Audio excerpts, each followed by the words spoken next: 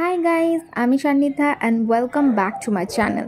So last ভিডিওতে আমি তোমাদের সাথে সাউথ সিকিমের পার্ট 1টা শেয়ার করেছিলাম আর আজকে তোমাদের সাথে সাউথ সিকিমের পার্ট 2 রা বাংলার ব্লগটা শেয়ার করব। চলো।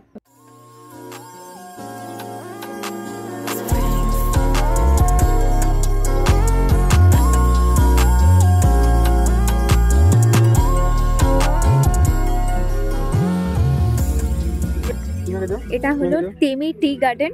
So finally you are here right now and এখানে দেখতে পাচ্ছ আমার পেছনটা। Look at this, wow.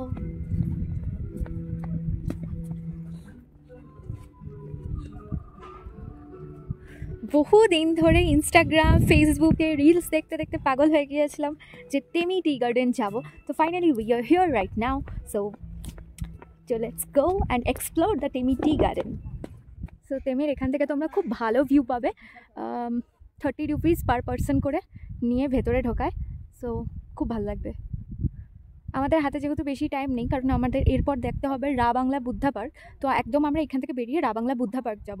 তো তাই টেমি খুব কম টাইমের জন্য জাস্ট আমরা ঘুরছি। বাট তোমরা যদি আসো অবশ্যই হাতে টাইম নিয়ে এসো। দেখে নাও নজারিয়া।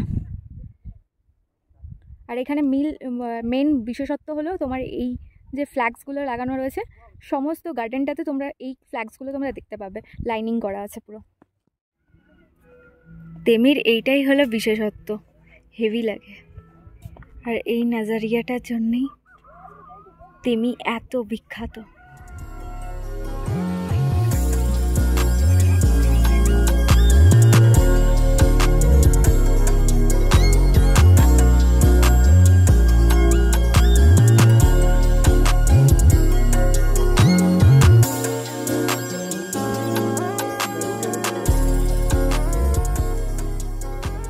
তো তোমরা যদি কখনো আসো টেমিতে আসবে আর এই জায়গাটা ঘুরে যাবে, কারণ এটা ভীষণ সুন্দর জায়গা। আমি তোমাদেরকে সব দিক থেকে দেখানোর চেষ্টা করছি। দেখা যাচ্ছে কিনা দেখতে পাচ্ছ, এই ফ্ল্যাগগুলোর জন্য টেমি খুব বিখ্যাত। আর একটু ওই নভেম্বর ডিসেম্বর জানুয়ারি করে এলে ভালো ভিউ পাওয়া যায় এখানে, কারণ চেরি ব্লসমস ফোটে অ্যান্ড পিচ ট্রি থাকে। সো পুরো পিঙ্ক পিঙ্ক হয়ে যায় জায়গাটা। সত্যি কথা বলতে টেমি কিন্তু অনেকটা জায়গা জুড়ে অবস্থিত টি গার্ডেনটা। তাই আমাদের হাতে যেহেতু সময় ছিল না, আমরা খুব একটা ঘুরতে পারিনি। তাই তোমরা যদি যাও অবশ্যই কিন্তু হাতে সময় নিয়ে যাও, বেশ ভালো লাগে। তো চলো এবার আবার আমরা টেমিকে বিদায় জানিয়ে নেক্সট ডেস্টিনেশনের উদ্দেশ্যে রওনা দিলাম।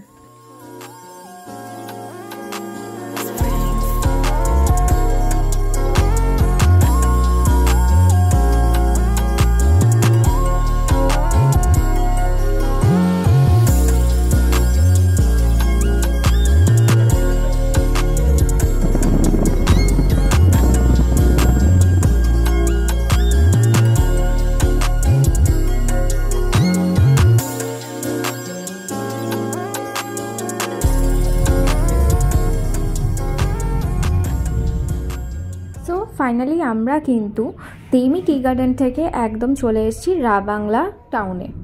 সো আমাদের গাড়ি এখন গন্তব্য করছে রা বাংলা বুদ্ধা পার্কের সাইডে। আর এই অলরেডি আমরা কিন্তু পৌঁছে গিয়েছি রা বাংলা বুদ্ধা পার্কে, দেখতেই পাচ্ছ। তো এখান থেকে আমরা এখন টিকিট কেটে ভেতরে এন্ট্রি নেব। চলো। এই জায়গাটা কিন্তু সকাল 9টা থেকে বিকেল 6টা অবধি খোলা থাকে।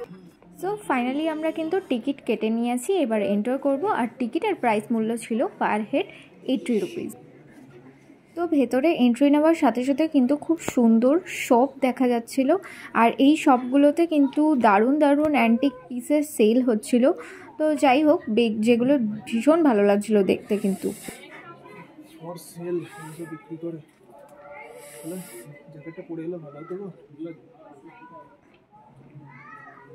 আর এই সেই বিখ্যাত জায়ান্ট বুদ্ধা স্ট্যাচু।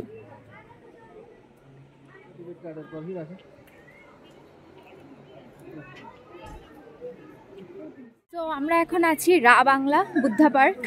চলো তোমাদের এই পেছনের বুদ্ধা পার্ক অবধি নিয়ে যাব। তার আগে বুদ্ধা পার্কের এন্ট্রি জাস্ট আমরা নিয়েছি, এরিয়াটা প্রচুর বড়। তো চলো তোমাদের সাথেও আমি শেয়ার করছি। এই যে বুদ্ধা পার্কের যে স্ট্যাচু, স্লিপিং বুদ্ধা স্ট্যাচু, চলো তোমাদের। স্লিপিং বুদ্ধা বলা হয় কাঞ্চনজঙ্ঘার যখন সানরাইজটা পড়ে, তো ওই ফরমেশনটাকে কিন্তু বলা হয় স্লিপিং বুদ্ধা ফরমেশন। এই স্টাইলটাই থাকে। আর এই জায়গাটা পিছনে জাস্ট দেখো, আমি জানি না ক্যামেরাতে কতটা বোঝা যাচ্ছে, বাট খালি চোখে কিন্তু ভীষণ সুন্দর লাগছে। তোমরা অবশ্যই must visit the place. Actually প্লেসটা ভীষণ সুন্দর, আর পুরো একটা ফরেনার টাইপস একটা ভাইবস লাগছে, হেভি লাগছে, ফরেন লাগছে। পেছনের এই বিল্ডিংগুলো দেখো, জাস্ট স্ট্রিট। দাঁড়াও, ওয়াও হেভি। আমাদের হাতে এখন বেশি টাইম নেই, কারণ এটা 4:30-র মধ্যেই অ্যাকচুয়ালি বন্ধ হয়ে যায়। তো আমরা অনেকটা লেট হয়ে গিয়েছি অলরেডি। তো আমরা এসে এই বাইরেটা স্ট্রিটটা ঘুরবো। তো আগে স্লিপিং বুদ্ধার বুদ্ধার স্ট্যাচুর ওখানে আমরা আগে যাই, দেন তারপরে ভেতরে ঢোকার ট্রাই করি, দেখি কতটা কী করা যায়, তারপরে তোমাদের সাথে আমি শেয়ার করছি।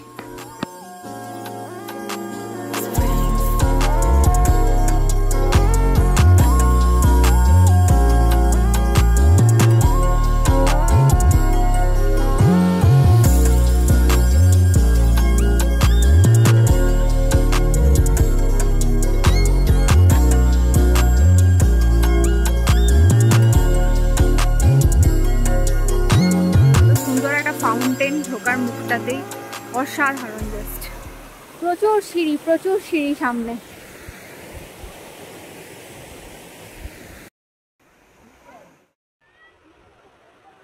এখানকার বুদ্ধা স্ট্যাচুটা অনেক বড় অ্যান্ড ভীষণ কালারফুল।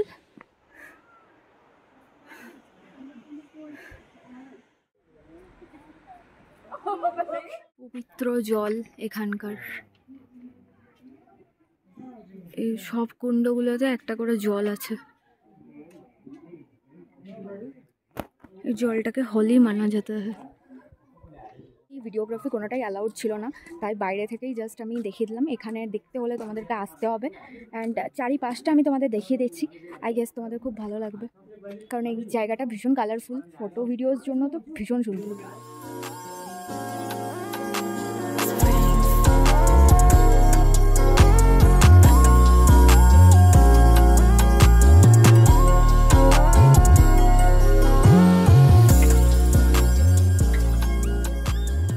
এটা হলো বুদ্ধা পার্কের একদম পিছনের দিকটা। তো দেখতেই পাচ্ছ, এখান থেকে ভিউ কিন্তু অসাধারণ। আর পুরো বুদ্ধার যে মানে বুদ্ধিস্ট কালচারের যেটা ফেমাস জিনিস, সেটা হলো কি এইগুলো, যেটার মধ্যে বিভিন্ন ধরনের মন্ত্র লেখা থাকে। ওম মানে পদ্মে বোম। তো এগুলো যতবার ঘোরানো হয় ততবার চ্যান্টিং হয়। তো এটাই এখানকার বিশেষত্ব। অ্যান্ড চলো, এরপরে এর প্লেসটা অনেকটা বেশি, তো সেক্ষেত্রে তোমাদেরকে জানি না কতটা দেখাতে পারবো, চেষ্টা করবো।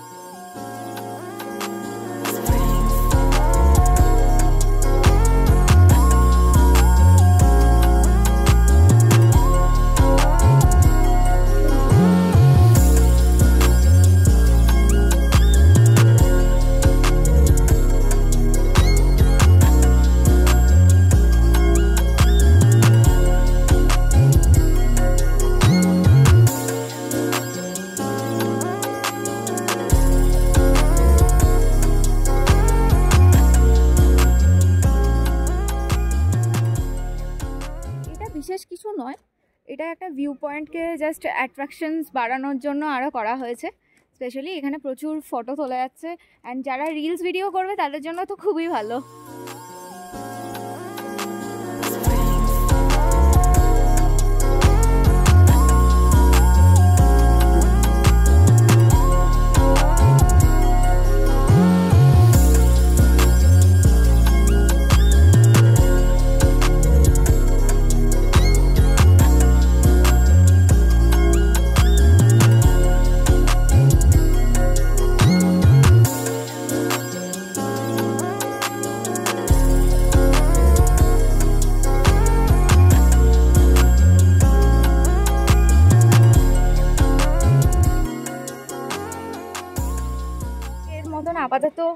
এখানে তো ঘোরাঘুরি সাইট সিইং সমস্ত কমপ্লিট। এরপরে আমরা রা বাংলার যে এই বুদ্ধা পার্কে ঢোকার আগে যে মার্কেটটা আমরা দেখেছিলাম ওই মার্কেটে চলো একটু ঘুরতে যাবো, কারণ জায়গাটার ভাইবসটা পুরো একটা ফরেন টাইপের, চলো তোমাদের সাথেও শেয়ার করছি। এই জায়গাটা প্রচুর বড় আর ঘুরতেও কিন্তু অনেকটা টাইম লাগে, তো তোমরা যারা যাবে অবশ্যই হাতে টাইম নিয়ে যেও, ভালো করে এনজয় করতে পারবে। ফাইনালি আমরা চলে এসেছি রা বাংলার যে বুদ্ধা পার্কের সামনে যে টাউনটা দেখেছিলাম, অর্থাৎ এই মার্কেটগুলোতে। আর এই মার্কেটগুলো দেখো ভাইবসটা পুরো ফরেন টাইপের লাগছে, আর এতটাই সুন্দর অ্যাটমসফিয়ারটা যে কি আর বলবো আলাদা করে। রা বাংলা বুদ্ধা পার্কে আমরা অনেকক্ষণ টাইম থাকার পর আবার আমরা কিন্তু হোটেলের উদ্দেশ্যে রওনা দিয়েছিলাম। তো এই ছিল আমাদের রা বাংলার হোটেল। হোটেলে ঢুকে বেশ কিছুক্ষণ রেস্ট নেওয়ার পর আবার আমরা বেরিয়ে পড়লাম রা বাংলা স্ট্রিটটা দেখার উদ্দেশ্যে। আমরা এখন বেরিয়ে গিয়েছি রা বাংলার স্ট্রিটটাতে হাঁটতে। আমাদের হোটেলের একদম সামনে যে স্ট্রিটটা রয়েছে সেই স্ট্রিটটাতে। এই জায়গাটাকে রা বাংলা 0 পয়েন্ট বলে।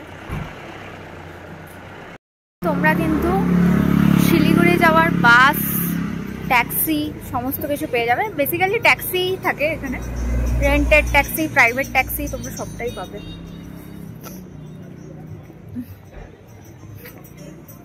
জায়গাটা ভীষণ সুন্দর লাগছে, আর দেখে খানিকটা দার্জিলিংয়ের ম্যালের মতন ফিল হচ্ছে। অনেকটা ম্যালের নিচ দিকে যাওয়ার টাইমে যে স্ট্রিটগুলো পড়ে সেই স্ট্রিটগুলোর মতন লাগছে অনেকটা দেখে।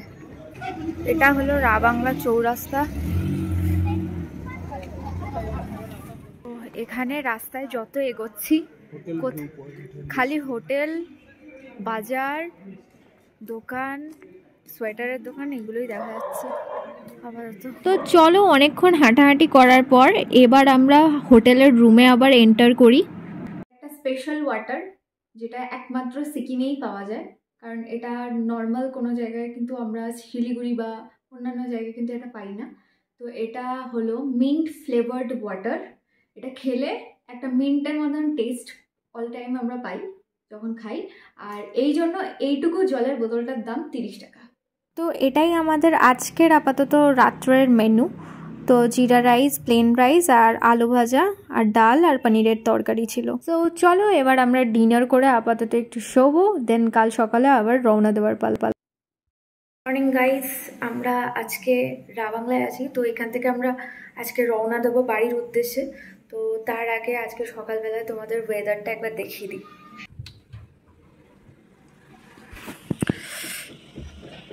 এই হলো রা বাংলার গ্রাম শহর যা বলবে, টাউন। আজকে পুরো ফগি হওয়ার কারণে এখান থেকে কাঞ্চনজঙ্ঘা দেখা যাচ্ছে না, বাট লাস্ট 2 দিন আমরা কিন্তু ভালো কাঞ্চনজঙ্ঘা দেখতে পেয়েছি পেলিং থেকে। আজকে বেরোবো 8:30টার সময়, আমাদের গাড়ি আছে।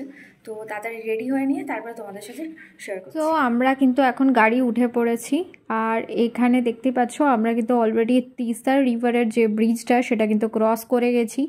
অ্যান্ড এবার আমরা কিন্তু ওয়েস্ট বেঙ্গলের দিকে একদম এন্টার করছি। যাই হোক, আজকে আপাতত পেলিং রা বাংলার ভ্লগ এখানেই দি এন্ড। দেখা হচ্ছে আরও খুব একটা নতুন জায়গার সাথে, অ্যান্ড আশা করছি তোমাদের এই ভ্লগটা ভালো লেগেছে। ভালো লাগলে অবশ্যই লাইক অ্যান্ড কমেন্ট করে জানিও, আর অবশ্যই যারা নতুন দেখছো তারা চ্যানেলটাকে সাবস্ক্রাইব করে দিও, আর অবশ্যই বেল আইকনটা প্রেস করে দিও নতুন ভালো ভিডিওর নোটিফিকেশন পাওয়ার জন্য। তো অলরেডি আমরা কিন্তু করোনেশন ব্রিজের একদম কাছে চলে এসেছি, এবার আমরা বাড়ির উদ্দেশ্যে একদম ঢুকে পড়বো। তো চলো, স্টে হেলদি, স্টে কুল, সকলকে টাটা।